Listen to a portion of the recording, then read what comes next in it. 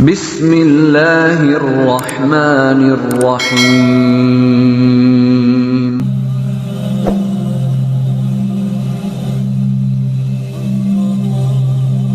Bismillahirrahmanirrahim. Assalamualaikum warahmatullahi wabarakatuh. Bersyukur kepada Allah dengan mengucapkan alhamdulillah, bersolawat kepada Rasulullah sallallahu alaihi wasallam dengan mengucapkan Allahumma sholli ala Sayyidina Muhammad wa ala ali Sayyidina Muhammad. Sahabat channel Cahaya Al-Quds yang mulia dan dicintai Allah, semoga Anda selalu dalam keberkahan, nikmat rezeki dan kesehatan. Amin ya rabbal alamin.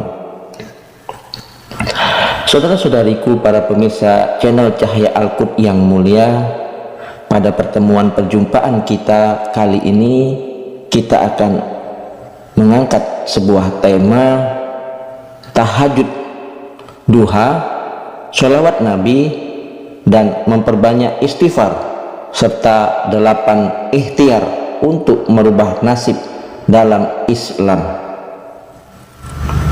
Saudara-saudariku yang mulia, nasib dan takdir merupakan salah satu kesatuan dari ketetapan Allah subhanahu wa ta'ala pada kehidupan hambanya. Kedua hal ini tidak dapat dipisahkan begitu saja. Mungkin sebagian orang tidak percaya bahwa takdir hidup dapat diubah menjadi lebih baik. Lalu bagaimana caranya? Ya, berusaha dan berdoa.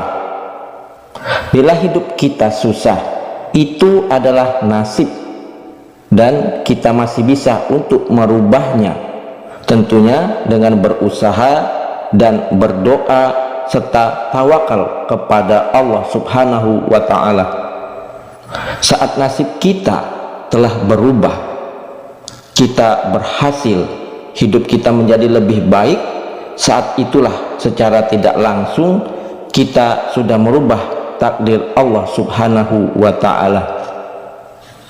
Nah, saudara-saudariku yang mulia, yaitu dengan cara kita mendekatkan diri kepada Allah, menambah ibadah-ibadah kita, dan berikhtiar serta tekadkan dalam hati kalau kita ingin merubah keadaan kita, karena Allah tidak akan merubah suatu kaum apabila kaum tersebut tidak berusaha untuk merubah dirinya sendiri. Nah, saudara-saudariku yang mulia, 8 cara untuk merubah nasib dalam Islam. Di antaranya, yang pertama, dengan niat dan tekad yang kuat. Saudara-saudariku yang mulia, jangan sepelekan dengan kekuatan niat. Niat akan membawa keberhasilan. Bagaimana Anda akan mendapatkan suatu jika Anda tidak meniatkan diri untuk mendapatkannya? Adalah betul, niat saja tidak cukup, dan saya tidak mengatakan hanya niat untuk meraih sukses. Yang saya maksud adalah niat sebagai awal Anda dalam meraih sukses, sebagai cara membersihkan hati dan pikiran. Rasulullah sallallahu alaihi wasallam bersabda dalam sebuah hadis dari Amirul Mukminin Abi Hafs Umar bin Al-Khattab radhiyallahu anhu, dia berkata, saya mendengar Rasulullah sallallahu alaihi wasallam bersabda, sesungguhnya setiap perbuatan tergantung niatnya, dan sesungguhnya setiap orang akan dibalas berdasarkan apa yang diniatkan. Hadis riwayat Bukhari dan Muslim. Lalu yang kedua, memiliki ilmu. Menuntut ilmu adalah kewajiban kita sebagai umat Islam. Yang salah adalah menuntut ilmu saja tanpa diamalkan, menjadi bodoh karena malas menuntut ilmu juga salah. Bertindak tanpa ilmu seperti berjalan di kegelapan. Rasulullah Shallallahu Alaihi Wasallam bersabda, dan sesungguhnya keutamaan orang yang berilmu atas orang yang ahli ibadah seperti keutamaan cahaya bulan purnama atas seluruh cahaya bintang. Hadis riwayat Ahmad, Tirmizi, Abu Daud dan Ibnu Majah.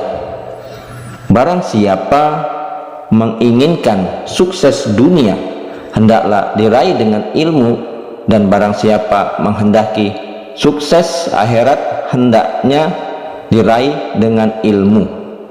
Barang siapa ingin sukses dunia akhirat, hendaklah diraih dengan ilmu.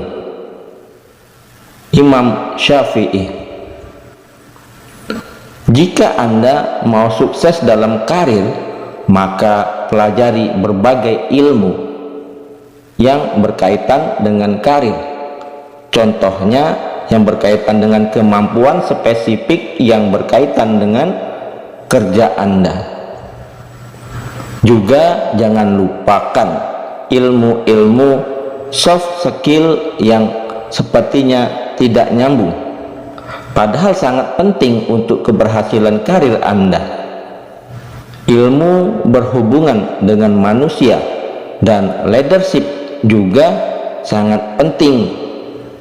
Dengan ilmu, kualitas tindakan, pemikiran, ide-ide, termasuk keputusan Anda akan lebih baik. Jangan takut pusing karena kebanyakan ilmu. Justru semakin banyak ilmu akan semakin terang jalan kita. Yang ketiga, berubah ke arah lebih baik. Allah yang menentukan, namun perintah Allah juga agar kita mau mengubah diri sendiri. Maka jika Anda ingin meraih apa yang Anda inginkan atau mengubah kondisi Anda, maka berubahlah. Di dalam Al-Quran surat Ar-Ra'd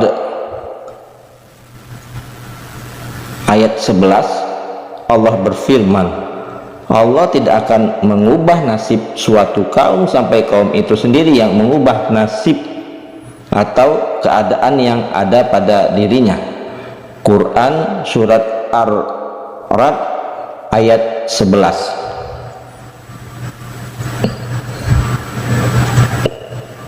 Yang keempat, jangan lupa berdoa. Hadis dari Imam Tirmizi dan Hakim diriwayatkan dari Abdullah bin Umar bahwa Nabi Shallallahu Alaihi Wasallam bersabda, barang siapa hatinya terbuka untuk berdoa, maka pintu-pintu rahmat akan dibukakan untuknya. Tidak ada permohonan yang lebih disenangi oleh Allah daripada permohonan orang yang meminta keselamatan. Sesungguhnya doa bermanfaat bagi sesuatu yang sedang terjadi dan yang belum terjadi, dan tidak ada yang bisa menolak takdir kecuali doa. Maka berpeganglah wahai hamba Allah pada doa. Hadis riwayat Tirmizi dan Hakim. Kapan kita harus berdoa? Jawabnya setiap saat. Selain waktu-waktu yang mustajab, kita juga perlu terus memanjatkan doa kita setiap saat. Berdoa itu tidak selamanya dengan kalimat-kalimat tertentu saja. Sehabis sholat tahajud, sholat duha, dan sholat-sholat sunnah maupun wajib, memang ada doa-doa yang dicontohkan. Begitu juga sehabis melaksanakan ibadah-ibadah wajib maupun sunnah. Ada yang sudah dicontohkan dan kita boleh dengan menambah dengan doa sendiri sesuai dengan hajat, keinginan, cita-cita kita. Yang kelima, jangan lupa bersedekah. Perumpamaan nafkah yang dikeluarkan oleh orang-orang yang menafkahkan hartanya di jalan Allah adalah serupa dengan sebutir benih yang menumbuhkan 7 bulir. Pada tiap-tiap bulir 100 biji. Allah melipat gandakan ganjaran bagi siapa yang Dia kehendaki, dan maha luas Allah karunia-Nya, lagi maha mengetahui. Quran surat Al-Baqarah ayat 261. Yang keenam, tetap syukuri keadaan yang ada. La in syakartum la azidanakum wa la in kafartum inna azabil lasyadid. Quran surat Ibrahim ayat ke-7. Jika kamu bersyukur, kata Allah, pasti akan aku tambah nikmatku untukmu, dan jika kamu kufur, maka sesungguhnya siksaku amatlah pedih. Quran surat Ibrahim ayat ke-7. Saudara-saudariku yang mulia, ini adalah topik yang menarik. Bagaimana syukur akan meningkatkan kesuksesan Anda. Allah akan menambah nikmat orang-orang yang bersyukur. Namun kebanyakan orang tidak bersyukur, padahal banyak sekali yang bisa kita syukuri. Nikmat Allah begitu banyak. Jadikan syukur sebagai keseharian kita. Jadikan syukur sebagai kebiasaan kita. Tidak melulu hanya bersyukur saat mendapatkan nikmat yang baru. Nikmat yang sudah kita miliki sejak lahir pun perlu kita syukuri setiap saat. Jangan pelit bersyukur kepada Allah. Tidak pelit memberi nikmat. Allah tidak pelit memberi nikmat kepada kita. Maka hendaknya kita harusnya mensyukuri nikmat-nikmat yang Allah berikan kepada kita. Lalu yang ketujuh, bertawakal. Dari Umar bin Khattab radhiyallahu anhu bahwa Nabi Shallallahu alaihi wasallam bersabda, jika kalian bertawakal kepada Allah dengan sebenar-benarnya tawakal, niscaya Dia akan memberikan rezeki kepada kalian sebagai Dia memberi rezeki kepada seekor burung yang pergi pada pagi hari dan dalam keadaan lapar, serta kembali pada sore hari dalam keadaan kenyang. Hadis riwayat At-Tirmizi. Tawakal sangat berkaitan dengan doa. Saat Anda ingin dilancarkan usaha Anda, ini salah satu bentuk tawakal. Mudah-mudahan Anda sudah memahami bahwa tawakal bukan berarti diam. Tawakal dan ikhtiar keduanya bisa dilakukan bersamaan. Secara fisik Anda bekerja sementara hati Anda bertawakal kepada Allah. Dan cara yang terakhir, cara yang ke-8, jangan menyerah. Selanjutnya, untuk merubah diri menjadi lebih baik, Anda tidak boleh mudah menyerah. Proses berhijrah itu sulit, bahkan mungkin menimbulkan pertentangan baik dari dalam hati ataupun orang sekitar. Maka itu Anda harus kuat. Tidak apa-apa jika Anda melakukan secara perlahan, asalkan jangan mundur ke belakang kembali. Percayalah bahwa Allah Subhanahu wa ta'ala tidak akan membiarkan Anda berjalan sendirian. Dia selalu ada di dekat Anda, hanya saja Anda tidak bisa melihatnya. Allah Ta'ala itu maha menyayangi dan mengasihi hamba-hambanya. Jadi tidak perlu bersedih, sebab selalu ada Allah Subhanahu wa ta'ala yang membantu perjuangan Anda. Nah, saudara-saudariku yang mulia, dengan cara kita bertahajud, mengerjakan sholat duha, memperbanyak sholawat kepada Nabi Muhammad Sallallahu Alaihi Wasallam, serta memperbanyak istighfar, memohon ampunan kepada Allah. Dan 8 cara untuk mengubah nasib ke arah yang lebih baik dalam Islam hendaknya kita istiqomahkan untuk selalu mengerjakannya. Semoga Allah selalu memberikan kita pertolongan untuk menjadi yang lebih baik.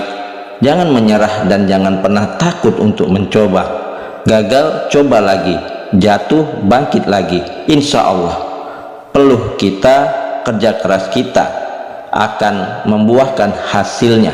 Amin ya robbal alamin. Yang benar datangnya dari Allah, yang salah adalah kesilafan dari diri saya pribadi. Kepada Allah saya mohon ampun. Subhanakallahumma wa bihamdika asyhadu alla ilaha illa anta astaghfiruka wa atubu ilaik. Sampai jumpa di video-video berikutnya yang insya Allah selalu membahas hal-hal yang bermanfaat dari dunia sampai akhirat. Wassalamualaikum warahmatullahi wabarakatuh.